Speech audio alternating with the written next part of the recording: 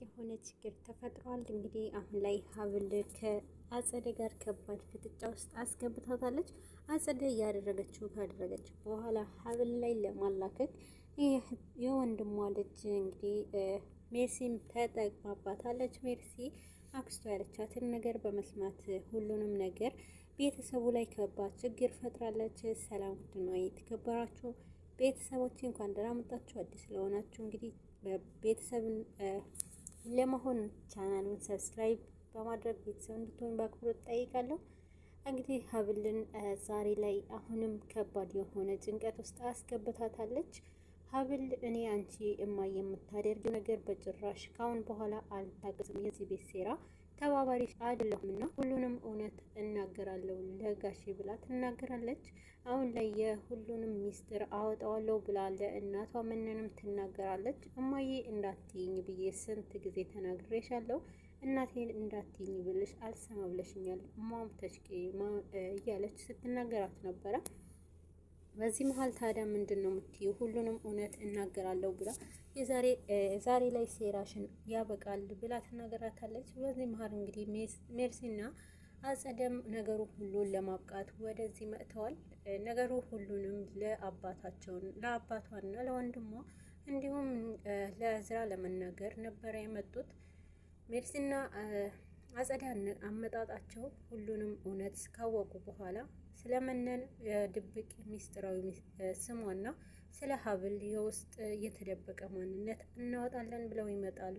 ነገር ግን በዚህ መሀል እናትና ልጅ መነንና ሀብልም ሲጨቃጨቁ ይደርሳሉ። በመሀልም እንግዲህ መነንም እነሱን እያየች ዝምታ ትቀጥላለች። በመሀልም ግን ምነው ወይዘሮ ዘነቡ ብላ ይናገራሉ። የተናገረችው ሜርሲ ነበረች። በዚህ ሰዓት ምነን በጣም ትደነግጣለች። እሷም ብቻ አልነበረችም፣ ሀብልም በጣም ደንግጣ ነበረ። ሀብል ይሄ ነገር በሰማች ሰዓት ዝምታዋን ቀጥላለች። ምን እያልሽ ነው ብላ ትጠይቃለች። በዚህ መሀል ምን ነው ደነገች ይህንን ብላ ወይዘሮ ዘነቡ በምትላት ሰዓት ምንድን ነው የምትይ? ለምን ደነግጣለሁ እና ማናት ደግሞ ወይዘሮ ዘነቡ ብላ ስትናገር ነበረ።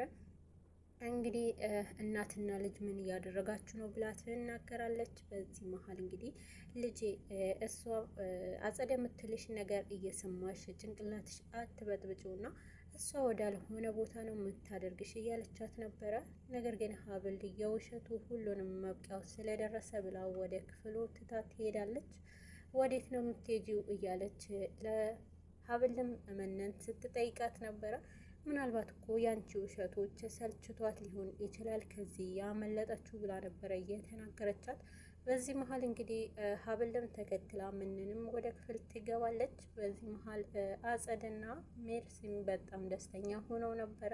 ነገሩ አንቺም ለአባዬ ንገሪው እኔም ለወንድም ይናገራለሁ በማለት ይስማማሉ። ነገር ግን ሀብልና ምንንም ጭቅጭቅ ውስጥ ይገባሉ። አንቺ ቆይ ምን ለማድረግ እየሞከርሽ ነው ብላ ትነግራታለች። እውነቱን እኔ እናገራለሁ ለጋሼ እውነቱ ነግራለሁ ብላ ትናገራለች።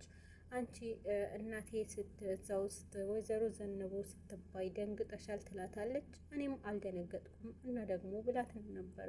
አሁን እኮ የውሸቱ ማብቂያ ደርሷል፣ ለምንድን ነው የምትደብቂው እያለች እንግዲህ ሀብልም ለምንንም ስትጠይቃት ነበረ። ምንም ነገር አላረጋገጡም፣ እውነተኛነቱ ይሄ አይደለም ብላ እንግዲህ ትናገራለች። አሁን ላይ እኔ እናትሽ አይደለሁም ብላ እማዬ ስትላት እውነተኛ እናትሽ አይደለሁም ብላ ትናገራለች። እንግዲህ ሀብል በጣም ከባድ ሀዘን ውስጥ ትገባለች። በዚህ ሰዓት ምን እያልሽ ነው? እንደዛ ከሆነ እውነተኛነቱም እነግርሻለሁ ብላ እንግዲህ መነንም ለብዙ ጊዜ የጮቀነቻት ልጇንም ትናገራለች። ለዘመናት የደበቀቻትንም ሚስጥር አውጥታለች። እንግዲህ አሁን ላይ እውነቱ ከገባሽ በኋላ እውነቱን እነግርሻለሁ እኔ እናትሽ አይደለሁም በማለት እንግዲህ ሀብልንም ልቧ ትሰብረዋለች። በዚህ ሰዓት ሀብልም እውነቱን ልትነግረኝ ነው የምፈልገው፣ ከዚህ በላይ እኔ መሰቃየት አልፈልግም፣ እውነት አይደለሽም እናቴ አይደለሽም፣ እስኪ እውነቱን ገሪኝ ብላ ትጠይቃታለች። እንግዲህ መነን ለዘመናት የደበቀቻትን ሚስጥር እናት እንዳልሆነችና ከየት እንዳገኘቻት ሁሉንም ነገር ትነግራታለች። ሀብል ሁለት ስቃይ ነው የሆነባት። በመጨረሻም እንግዲህ ሁሉንም እውነት አውቃለች። በብዙ ጊዜ ስታሰቃያትና ከሰው እንድትገናኝ ያላደረገችበትንም ነገር ስትናገር ነበረ። መነን እንግዲህ ለሀብል ብዙ ስቃይ እንድታሳልፍ ከማድረጓ በላይ እንግዲህ በሚጥሚጣ እያጠነች በሽቦ እየገረፈች እያሳደገቻት እንደነበረ ነው ትውስቷ ሁሉ ያሳየችው። እንግዲህ አሁን ላይ መነንም ለዚህ ነገር ያደረገችበት ትልቁ ምክንያት ሀብልም ገብቷታል።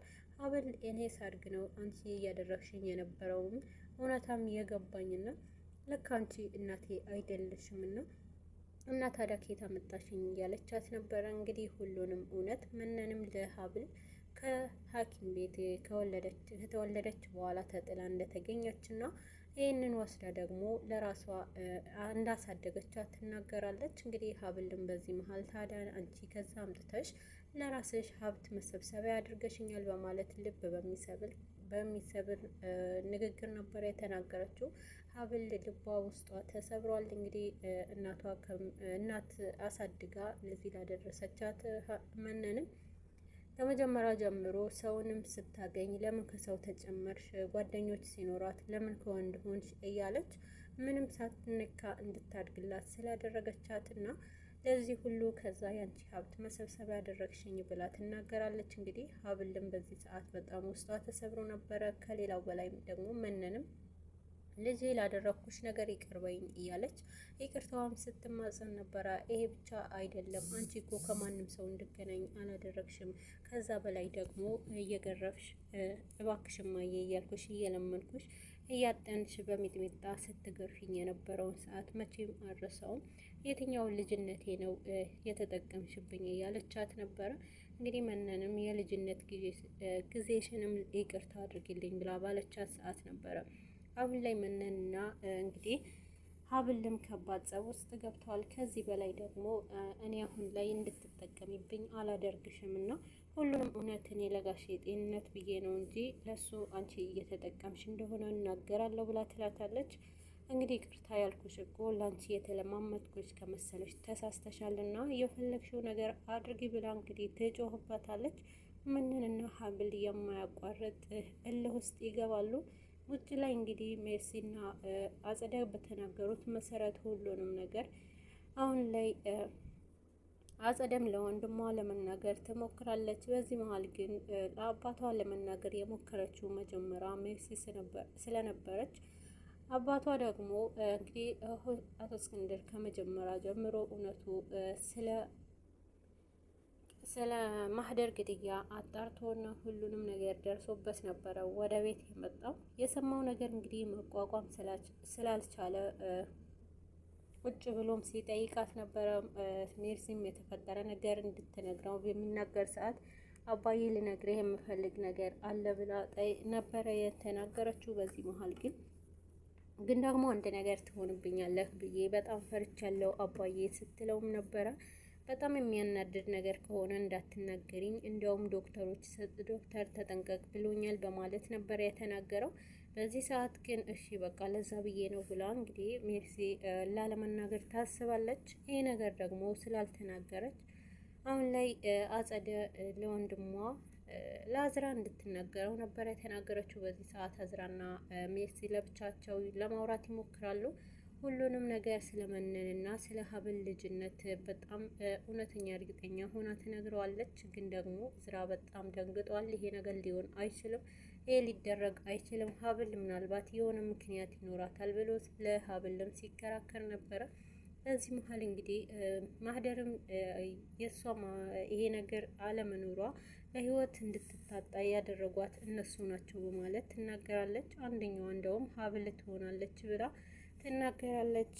እቤት ውስጥ አንድ እቃ እንደጠፋና እሱ እቃ ደግሞ ማህደር እንደ ህይወት አለመኖሯ ስትናገር ነበርና ይሄማ ሀብልን አንድ ሰው ወንጀለኛ ለማድረግ የሚሞክር ሰው አለ በማለት እንግዲህ ሀብል በሌለችበት እዝራ በጣም ሲከራከርላት ነበረ።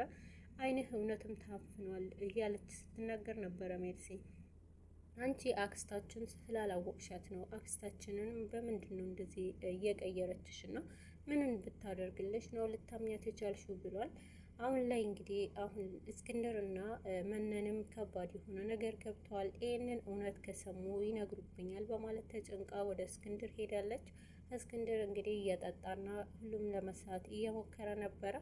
በዚህ ሰዓት እንግዲህ ያልሆኑ ያልተለመዱ ንግግሮች በሚናገርበት ሰዓት እስክንድርም እባክህን ማንም ሰው ምንም ቢልህ ምንም እንዳትሰማው በማለት ትናገራለች። በዚህ መሀል እንግዲህ እስክንድር የተናገረውን ነገር አንቺ ምንም የሚገባሽ ነገር የለም እያላት ነበረ። እኔ እየነገርኩህ ነው በማለት እንግዲህ ስለ ራሷ እያወራ መስሏት እኔ ማንም ሰው እያለች እውነታውን በአፏ ለመናገር ትሞክራለች። እስክንድር ግን እያለ የነበረው ሌላ የልጁ ጉዳዮች ነበሩ። በዚህ መሀል እንግዲህ ብቻውን እንዲተዋትና እንድትተወውና ምንም ነገር እንደማይፈልግ እንድትወጣ ያደርጋል። በዚህ መሀል እንግዲህ ሜርሲ ከነገረችው በኋላ ዝራም ከሜርሲ ጋር ወደ ቤት ይመጣል። ሁሉንም ነገር ሀብልንም እጠይቃታለሁ ብሎ ነው ያሰበው። ነገር ግን አሁን ላይ ውስጥ ላይ አንድ ቢላዋ እንደጠፋና ይህንም ነገር ደግሞ ሀብል እንደምትወደውና ስራ የምትሰራበት እንደሆነ ትናገራለች። በዚህ መሀል ግን ያንንም ቢላዋ የወሰደችው አጸደ ስለሆኑ እርግጠኛ ነገር ግን ከባዱ ነገር እንግዲህ አጸደ አሁን ላይ ትክክለኛ ሜርሲንም በመጠቀምና ሀብልንም አስወግዳለሁ በማለት ሜርሲም አሳልፋ ትሰጣታለች። በዚህ መሀል እንግዲህ አሁን ላይ ጋሽ እስክንድር እንግዲህ ሁሉንም ነገር አውቀዋል። ልጃቸውንም መጥፎ ነገር እንዳደረገች አውቀው እንግዲህ አሳልፈው ለመስጠት ነበረ የተመካከሩት። እንግዲህ ለፖሊስ አመልክተዋል። እማዬ አሁን ላይ የውልሽ መነጋገር አለብንና እኔ የምፈልገውንም ነገር ቤት ውስጥ አጥቼዋለሁና ስለዚህ የለም ቢላዋውን በማለት ነበረ። በዚህ መሀል እንግዲህ አሁን ላይ መነን በጣም ትደነግጣለች። እዝራም ከሜርሲ ጋር ወደ ውስጥ ሲገባ ሜርሲም ይህ ነገር ጠይቃት እሷንም እያለች ነበረ። እዝራ በፍጥነት ሀብልንም እውነቱ እንድትነግረው ይናገራል። በዚህ ጊዜ እውነቱን እናገራለሁ ብትልም መነን እንዳትናገሪ ምንም ዝም በይ ይላል። በዚህ መሀል እንግዲህ አንቺ እናትና ልጅ ናቸው አይደለ ሲል ጋሽ እስክንድር ከላይ እየወረደ ይሰማቸዋል። እየሰማሁት ያለው ነገር ምንድን ነው? እውነት ነው በማለት ነበረ በድንጋጤ የተናገረው። በዚህ ሰዓት ግን ፖሊስ በሩን አንኳኩቶ ይገባል። ማህደርንም በማህደርም ወንጀል ተጠይቀሻል በማለት እንግዲህ የቤቱ የገዛ ልጁን አሳልፎ ይሰጣል ማለት ነው። በዚህ ሰዓት እንግዲህ አሁን ላይ ያደረገችው የአጸደ ክፋት የገዛ የወንድሟን ልጅ አሳልፋ ትሰጣለች።